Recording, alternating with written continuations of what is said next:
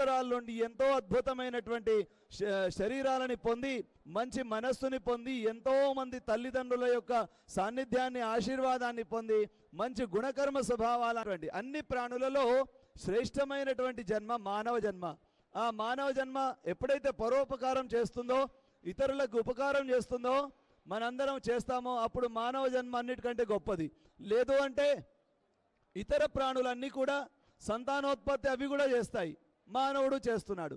పశువులకి మానవులకి ఏం తేడా లేకుండా పోతుంది. కాబట్టి మనందరము శ్రేష్టాతి శ్రేష్టమైనటువంటి కర్మలు చేయటం వలన అద్భుతమైనటువంటి సంచిత కర్మలు కూడగట్టుకొని సంచితమైనటువంటి కర్మలు కూడగట్టు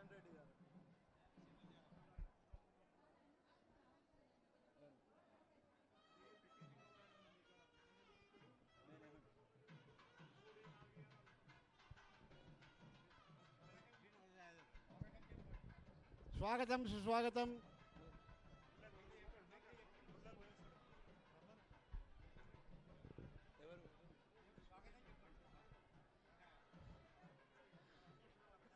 దక్కన్ మానవ సేవా సమితి అధ్యక్షులు శ్రీ తలసాని శ్రీనివాస్ యాదవ్ గారికి స్వాగతం సుస్వాగతం. సార్ ఒకసారి జెండా వందనానికి రావాలి సార్.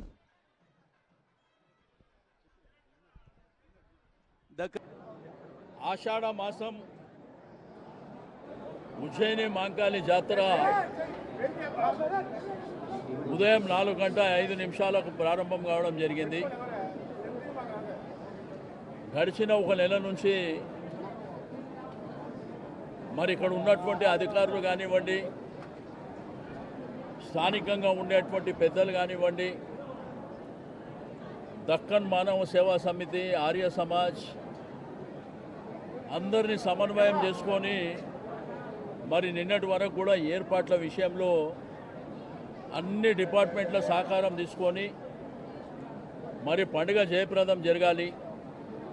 ఉజ్జయిని మాంకాళి జాతరకు, మాంకాళి అమ్మవారుకు 200 సంవత్సరాల చరిత్ర ఉంది.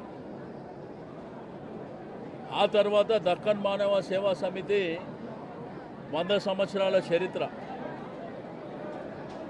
దీంట్లో ఏంటంటే మీకు అందరికీ తెలుసు, సమైక్య ఆంధ్రప్రదేశ్ రాష్ట్రంలో 50 సంవత్సరాలు